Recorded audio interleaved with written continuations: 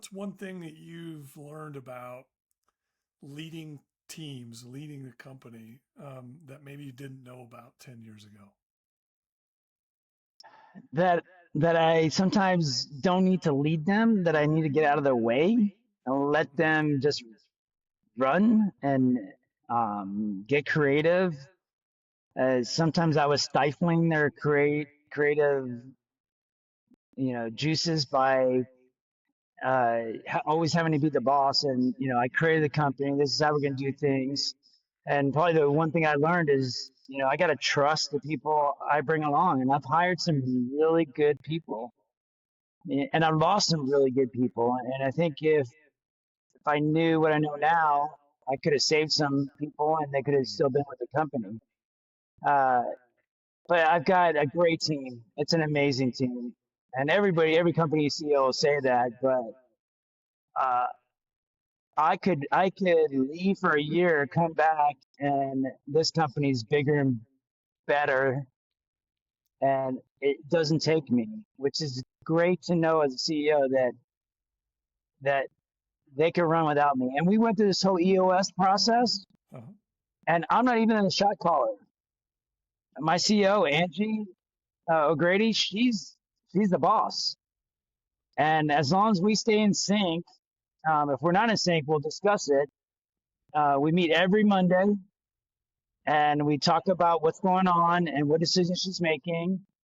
And if I disagree, then she'll explain it to me. And a lot of times she has to break out the crayons and a piece of paper because, I'm a military type.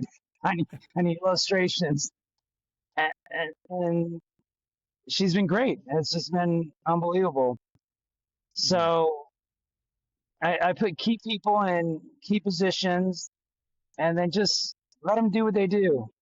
If they come to you and need assistance, then great. Be the CEO, be the leader, make the decision if they don't want to make a call. Because there's always those decisions that are two doors, where I told you I could back out and take a different path. But then you got your one door decisions where it probably takes me to make. And if we make it, there's no other path. And we got to go down the path, as rocky as it might be.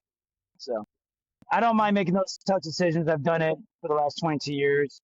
But it's nice knowing that I've got a CEO who's in charge, who can be a shot caller, and I'm not micromanaging the company, and everybody's doing what they feel is going to be beneficial for the company. And that's all I ask. I want them to make mistakes. By making mistakes, you learn. We don't sit there and say, okay, wow, you failed. No, you had a learning experience. What did you glean from it, and what can we do better? How do we move up from that? And the whole team knows it. We've had some really expensive mistakes. We didn't fire anybody over some of those. We said, hey, we get it. You took a chance. It turned out wrong. What did you learn? How much for that money that we spent?